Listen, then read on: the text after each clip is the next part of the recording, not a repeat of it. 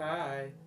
This Memorial Day weekend, the death toll from coronavirus in this country, well, it passes 98,000. We're closing in on the 100,000 mark. There are more than 1.6 million reported cases across the country as states reopen and Americans crowd into pools, beaches, onto boardwalks. That as the President of the United States marks the holiday with solemn moments at Arlington and at Fort McHenry in Baltimore. That is a solemn president, the teleprompter president, the one who shows up from time to time. But the real President Trump, the unfiltered president, as always comes out on Twitter, as this president is spending Memorial Day weekend lobbing threats, conspiracy theories, and insults, with more and more Americans dying every single day from the coronavirus. The president makes fun of Joe Biden, of him being a real man, being a responsible adult, makes fun of him for wearing a mask. Retweeting this from a Fox News host. A mask that is really one of the only ways that Americans can protect themselves now. A mask just like ones millions of Americans have been wearing for weeks. Millions of you. A mask that the president is afraid to be seen in and still refuses to wear in public. And then there is the president's extremely irresponsible, bullying, and potentially deadly threat today in the middle of this deadly pandemic to move the Republican National Convention from Charlotte unless North Carolina's Democratic governor can guarantee they'll be allowed to have a packed house.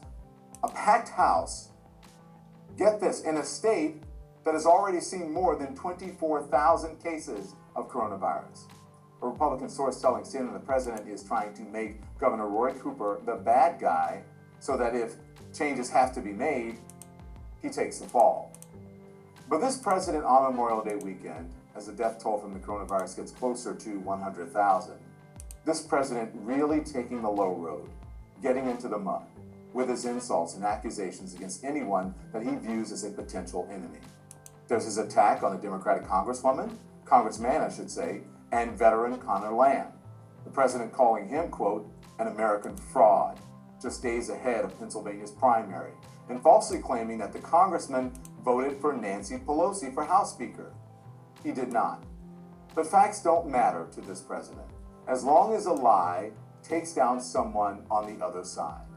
There's a president doubling down on his baseless accusations that MSNBC's Joe Scarborough, with whom he has a running feud, had something to do with the death of an aide in 2001 who hit her head and died in what police ruled an accident.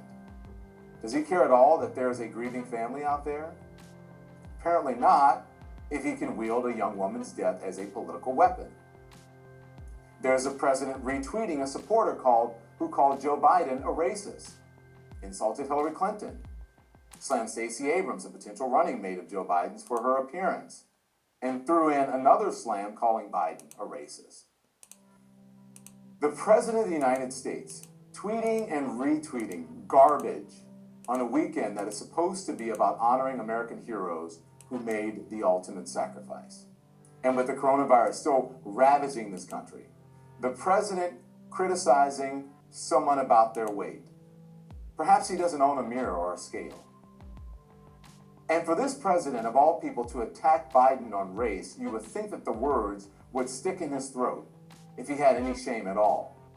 Now, the fact is, when Joe Biden said this to Charlemagne the God on the Breakfast Club, it didn't land well. But I tell you, if you have a problem figuring out whether you're for me or Trump, then you ain't black. Joe Biden knows it was a joke that was inappropriate in that moment and that his familiarity with black culture would be over-scrutinized. So he apologized for that the same day in a call with the National Black Chamber of Commerce. The former vice president saying, quote, I shouldn't have been such a wise guy, and insisting that he doesn't take black voters for granted.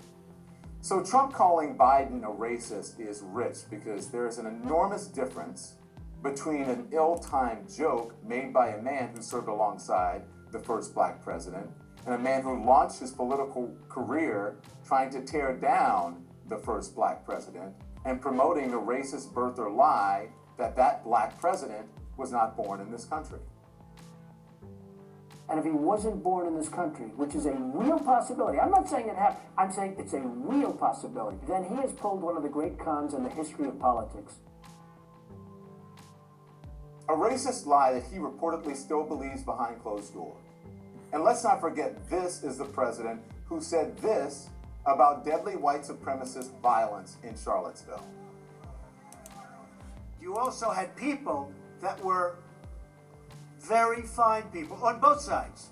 You had people in that group, excuse me, I saw the same pictures as you did. This is a man who danced around the question of whether he would disavow David Duke, the former leader of the Ku Klux Klan. Well, just so you understand, I don't know anything about David Duke, okay? I don't know anything about what you're even talking about with white supremacy or white supremacists. So I don't know. I mean, I don't know, did he endorse me or what's going on? Because, you know, I know nothing about David Duke. I know nothing about white supremacists. And so when you're asking me a question that I'm supposed to be talking about people that I know nothing about. He called black athletes who dared to protest police brutality and racial injustice sons of bitches. Wouldn't you love to see one of these NFL owners, when somebody disrespects our flag, to say, get that son of a bitch off the field right now, out, he's fired. He's fired!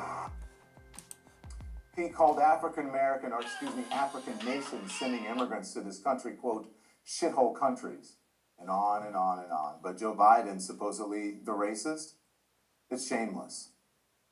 And like it, subscribe, bye bye.